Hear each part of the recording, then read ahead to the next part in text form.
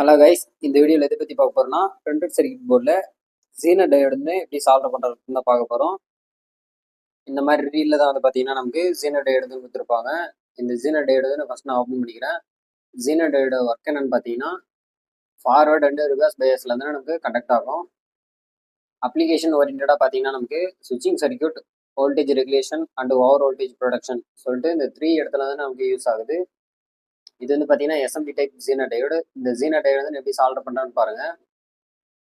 First வந்து நான் பார்த்தீங்கன்னா ஃப்ளக்ஸ் வந்து நான் அப்ளை பண்ணிட்டேன். அப்புறம் என்னுடைய சால்டர் ஒயரை வச்சு சால்டரிங் ஐயனை யூஸ் பண்ணி ஒரு சைடு மட்டும் நான் ஃபுல்லாக வந்து சால்டர் பேடில் சால்டர் பண்ணிடுறேன்.